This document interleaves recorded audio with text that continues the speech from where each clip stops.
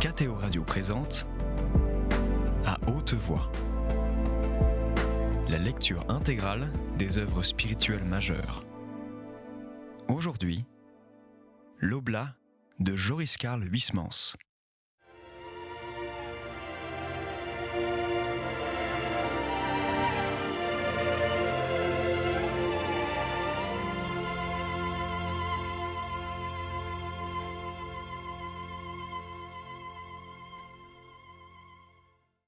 En a-t-elle suscité des controverses, cette étoile ? Mais est-ce que toutes les hypothèses des astronomes me semblent, avec leurs inévitables bévues, inhabiles ? Et ce que je leur préfère l'idée du Moyen-Âge, extraite du livre apocryphe de Seth et reprise par saint Épiphane et l'auteur du commentaire imparfait de saint Matthieu, eux pensaient que l'astre de Bethléem était apparu au mage avec la figure d'un enfant assis sous une croix dans une sphère rayonnante de feu. Et les primitifs représentèrent en effet pour la plupart cette constellation sous cette forme. Roger van der Weyden, dans un des volets de sa merveilleuse nativité du musée de Berlin, pour en citer au hasard un. Durtal fut tiré de ses réflexions par un flux et un reflux de moines dans le chœur. L'on habillait le père abbé. Le cérémoniaire, debout devant l'autel, enlevait les vêtements qui y étaient posés, l'aube, le cordon, l'étole, la chape, et les distribuait à des novices qui, à la queue leu-leu, les présentaient après s'être agenouillés devant le trône aux habilleurs.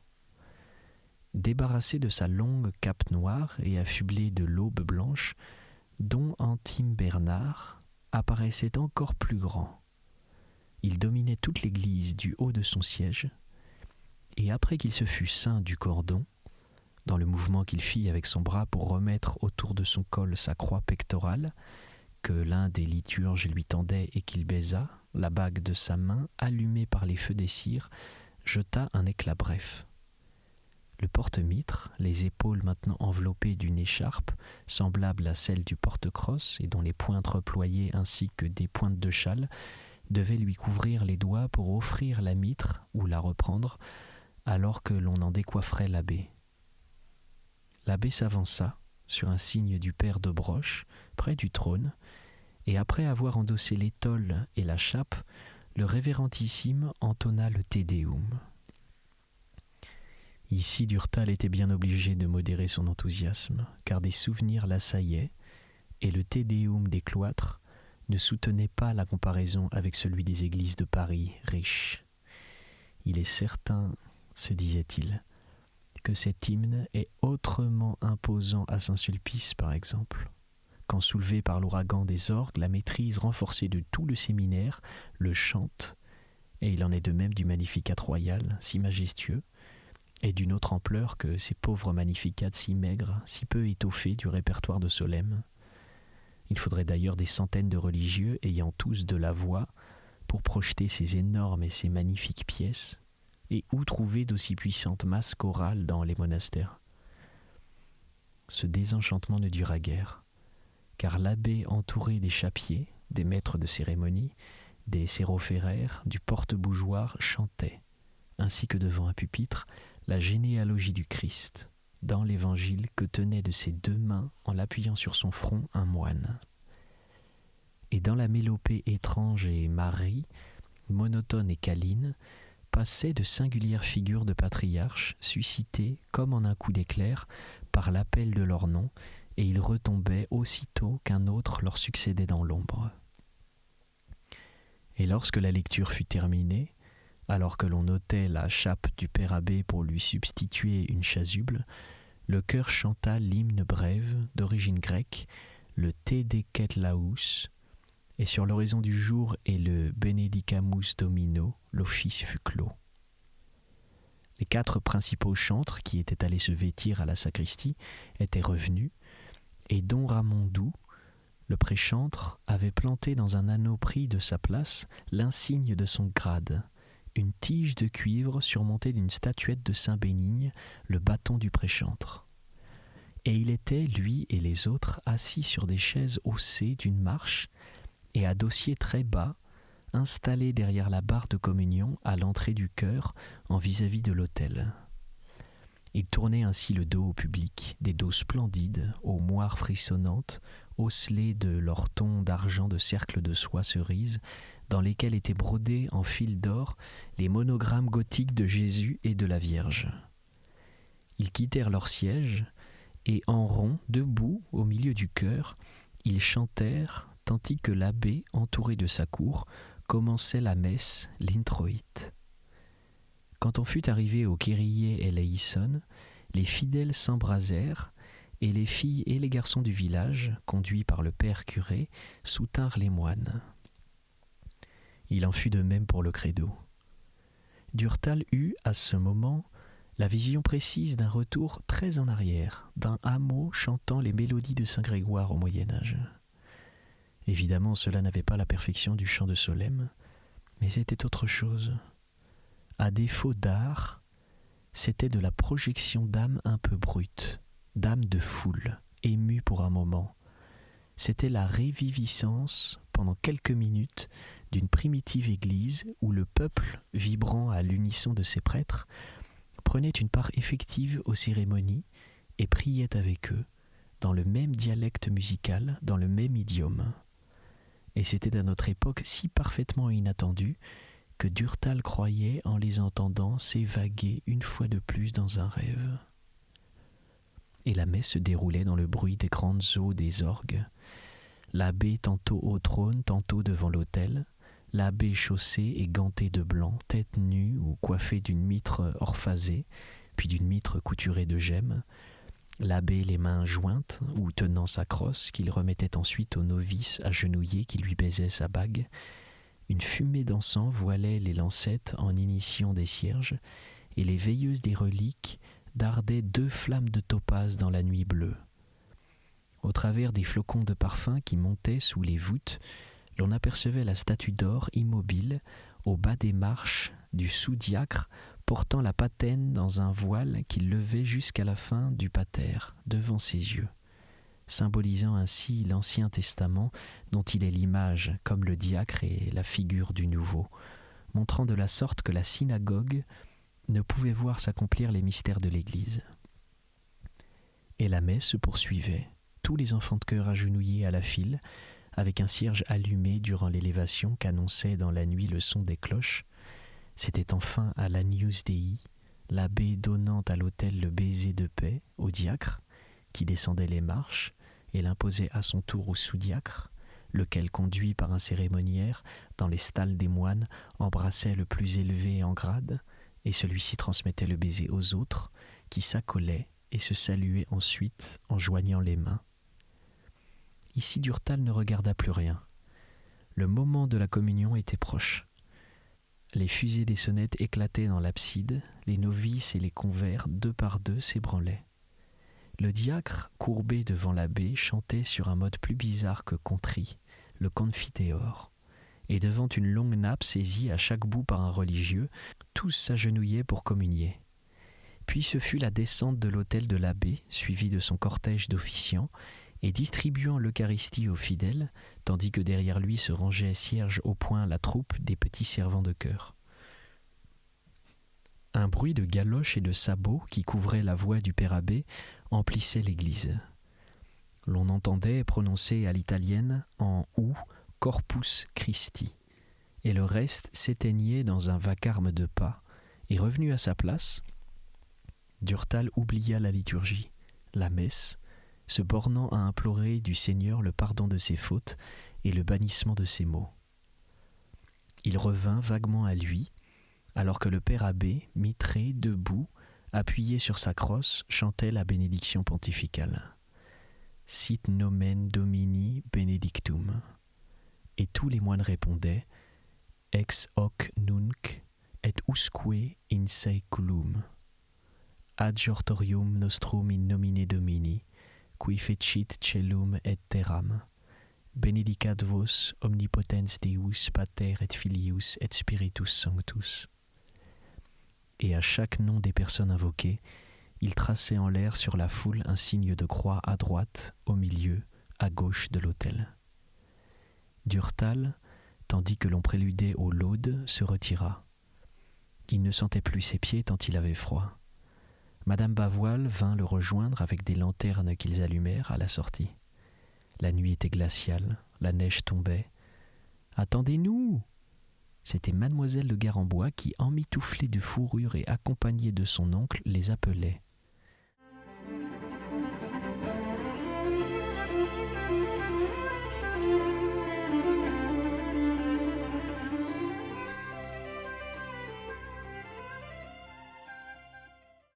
« Je vous emmène à la maison, reprit-elle, non pour souper, ce qui serait peu monastique, mais pour boire un verre de punch chaud devant un bon feu. » Et ils partirent à la suite les uns des autres par un sentier qui s'effaçait déjà sous la neige. L'on apercevait dans toutes les directions des lumières qui couraient, et au loin, les auberges jaillissaient avec leurs carreaux rouges dans le noir. Sous prétexte de punch, la brave hôtesse avait accumulé sur une table des masses de pâtisserie et de viande froide. La salle à manger était quiète, c'était la salle à manger bourgeoise avec le buffet et les chaises Henri II, mais les flammes joyeuses des pains grimpaient en embaumant la résine dans l'âtre. Dortal se rôtissait les souliers. « Nous sommes victimes d'un guet-apens » disait en riant madame Bavoil. « C'est d'un véritable souper que notre ami nous menace. Enfin, le jour de la nativité, un peu de gourmandise est permis. » Mais elle se contenta malgré toutes les instances d'avaler un bout de fromage et de pain. La nuit continuait à choir, les feux des lanternes avaient disparu sur les routes, des hurlements d'ivrognes retentissaient de toutes parts, les paysans ribotaient au sec. « Quel dommage, ils étaient si bien tout à l'heure quand ils chantaient avec les religieux, » remarqua madame Bavoil. « Oh !» s'exclama Durtal, « ne nous emballons pas. Ceux qui chantaient à l'église sont ceux que le cloître emploie. Ils vont à la messe pour inspirer confiance au Père, mais attendez que les moines soient partis. » Dans tous les cas, en admettant contre toute vraisemblance que ces gaillards-là soient de bonne foi, il serait bien dans la tradition du Moyen-Âge, fit M. Lampre, car la piété n'excluait pas une liesse intentinée grossière chez nos ancêtres, en Bourgogne surtout. Nous n'avions point en ces temps honni par les imbéciles le bégueulisme. Savez-vous, madame Bavoil, qu'autrefois, avant la messe de ce jour, l'on célébrait solennellement dans certaines églises la fête de l'âne, et excusez du peu, l'auteur de l'office, paroles et musique n'était ni plus ni moins que monseigneur Pierre de Corbeil, archevêque de Sens. Mais oui, du XIIIe au XVe siècle, le pauvre âne a participé au triomphe du Rédempteur. Quand je songe qu'il a servi de monture à Jésus, murmura madame Bavoil, j'ai envie de l'embrasser sur les naseaux lorsque je le rencontre. Il y eut aussi la fête des fous, reprit M. Lampre en riant. Les acteurs élisaient un évêque qu'ils intronisaient en des cérémonies ridicules, et ce bouffon bénissait dans la basilique le peuple et présidait à des offices dérisoires, tandis que les paysans barbouillés de mou et déguisés en bateleurs ou en ribaudes l'enfumaient avec du cuir de vieille savate brûlé dans l'encensoir. Je ne vois pas ce que de semblable bacchanal pouvait avoir de religieux, observa madame Bavoil. Mais si l'origine de ces parodies était liturgique, l'âne était honoré à cause de l'ânesse qui parla, et fut en quelque sorte cause par ses remontrances que Balaam énonça devant le roi des Moabites sa célèbre prophétie sur la venue du Messie. L'espèce Assine, qui fut une des annonciatrices du Christ, l'assista dès qu'il fut né près de la crèche, et le porta en triomphe le jour des Palmes. Elle avait donc sa place toute marquée dans l'anniversaire de Noël. Quant à la festivité des fous, elle l'appela de son vrai nom la festivité du dépôt-suite. par allusion au verset du Magnificat « Deposuit potentes décédés ». Elle avait pour but d'abaisser l'orgueil et d'exalter l'humilité. Les évêques, les prêtres n'étaient plus rien, étaient comme déposés ce jour-là. C'était le peuple, les machicots et les clercs de matine qui étaient les maîtres. Et ils avaient le droit dont ils usaient de reprocher aux religieux et aux prélats leur prévarication, leur simonie, leur péché d'acception, d'autres encore peut-être. C'était le monde renversé.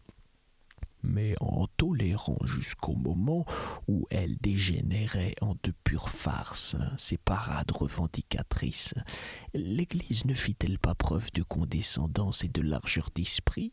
Ne montra-t-elle point, en souriant de ses folies, combien elle était indulgente pour les petits, et combien elle était contente de les laisser s'alléger de leurs griffes, en rendant eux-mêmes la justice avant que de se divertir ? Le fait est que c'était drôle de ce temps-là, s'écria mademoiselle de Garembois. Imaginez que pour se moquer de moi, sans doute, mon oncle m'a prêté un livre d'une bénédictine de, je ne me rappelle plus quel siècle, du 10e, fit monsieur Lampre. Il s'intitule « Le théâtre de Roswitha ». Je croyais bêtement que c'était une œuvre mystique. Or, ce sont des pièces que cette religieuse écrivait pour son cloître. Et il y en a une, je ne sais pas vraiment comment expliquer le sujet sans rire. Elle se nomme « La Passion de Saint Gandolphe ». « Eh bien ?» interrogea madame Bavoil. « Eh bien, Saint Gandolphe, qui était prince, épousa une femme dissolue qui le trompa. Le pauvre prince s'aperçut de son malheur et se tut. Mais la princesse, irritée de se voir découverte, l'assassina. Aussitôt, des miracles éclatèrent sur sa tombe. Elle s'en moqua, disant qu'elle s'en fichait, comme d'une de ces choses que l'on attribue si malhonnêtement aux nonnes, oui, une sorte de beignet, vous comprenez, et elle fut immédiatement punie par un châtiment approprié au terme même de son mépris.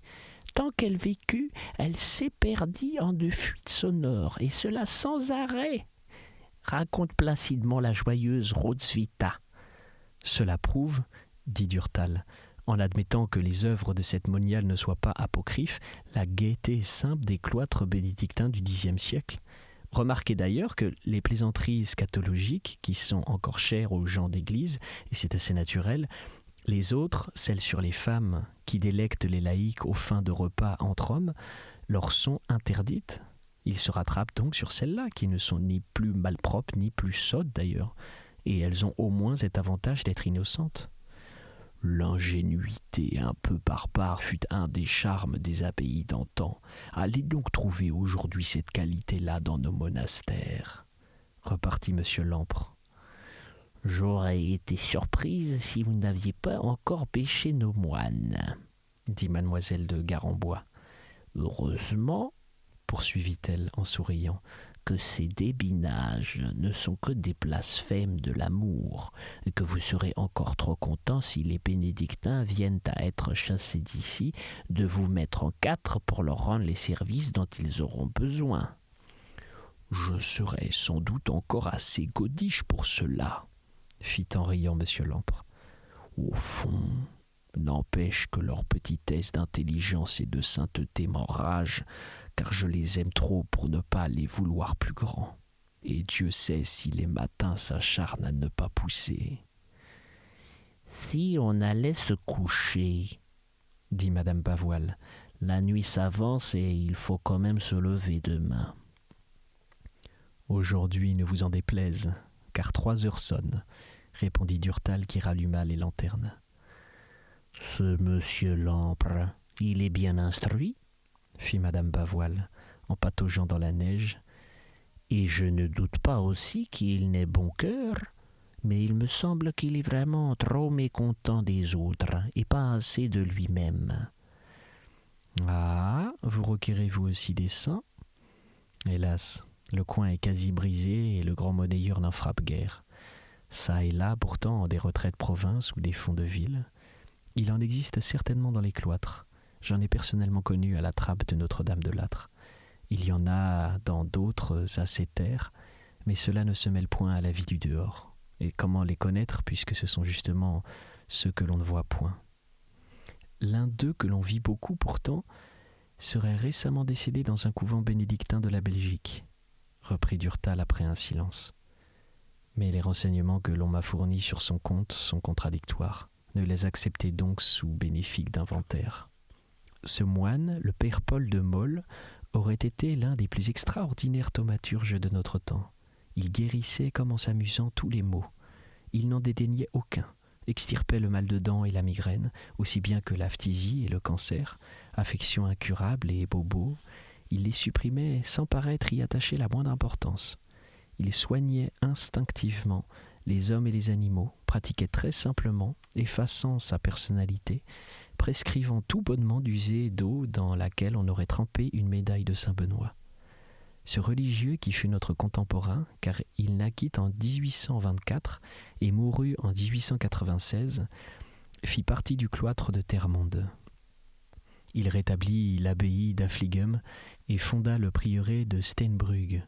Il était du reste un religieux épris de macération et féru de sacrifices, mais il fallait le savoir, tant l'allégresse et la bonne grâce de cet homme, fumant doucement sa pipe, pouvaient donner le change aux gens. Maintenant, de tous ces miracles qui se dénombrent par centaines dans les Flandres, que peut-on croire ? Quelques-uns semblent avérés, d'autres auraient besoin d'être démontrés, car ils ne s'étayent que sur des suppositions et sur des racontars. Sa biographie, écrite par un monsieur Van Speybroek, avec une bonne foi persuasive, est si incohérente, si en dehors de toute préoccupation historique, que l'on ne saurait s'y fier. Espérons pour la gloire de l'ordre que le père de Molles ne fut pas un simple sorcier, mais un vrai saint. L'Église seule est à même de trancher la question et de nous éclairer.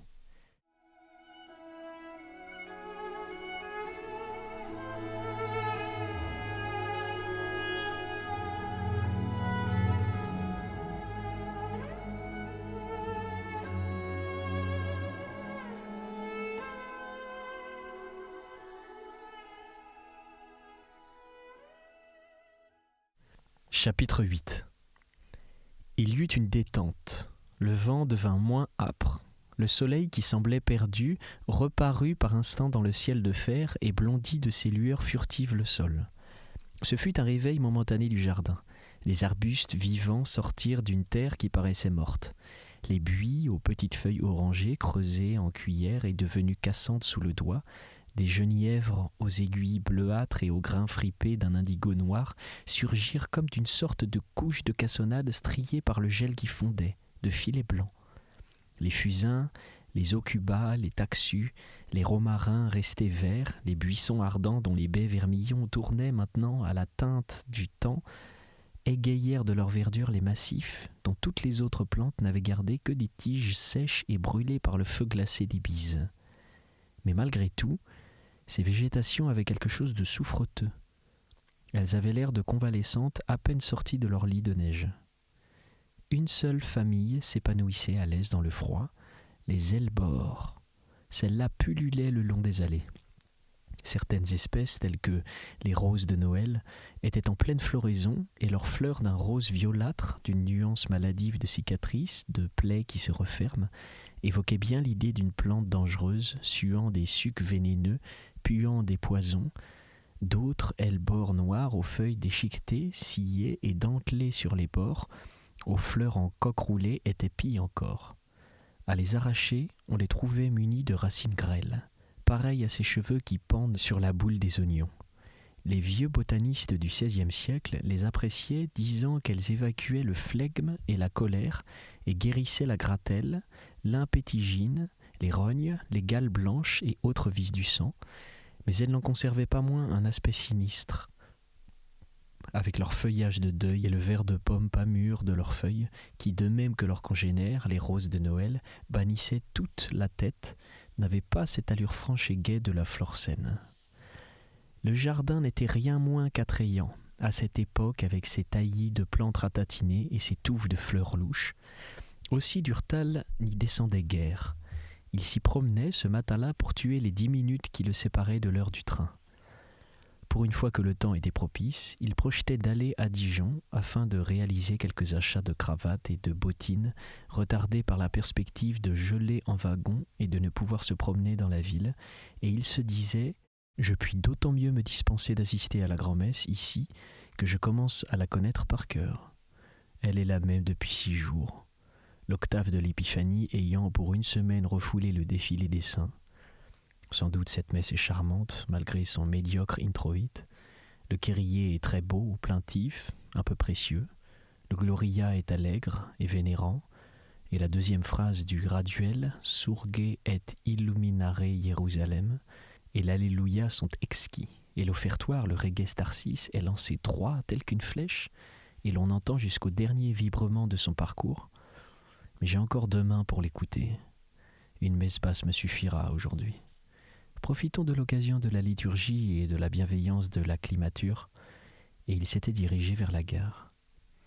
Une fois assis dans le train, il avait hélé par la portière le père de Fauneuve, qui cherchait une place, et dont Prieur était monté dans le compartiment.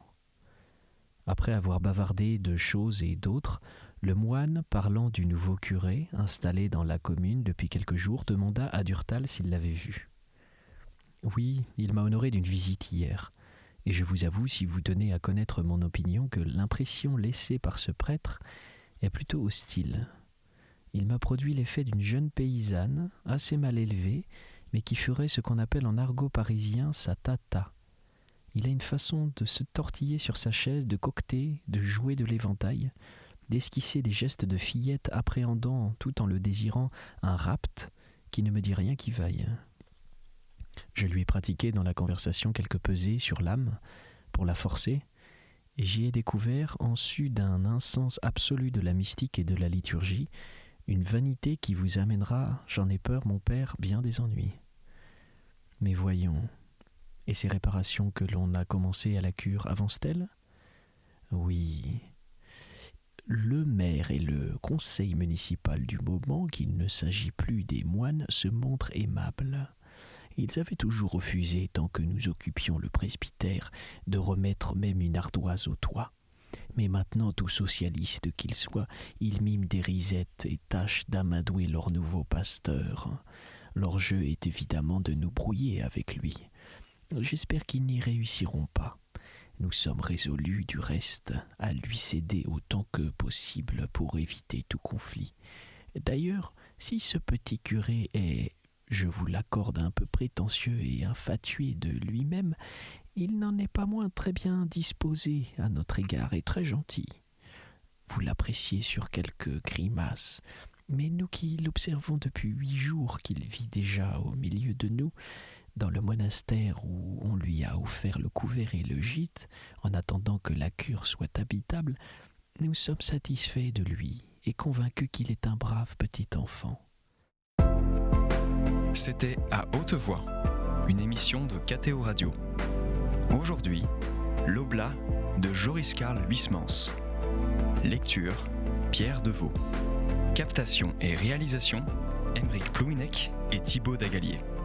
Une émission disponible en podcast sur ktoradio.com et sur l'application KTO Radio.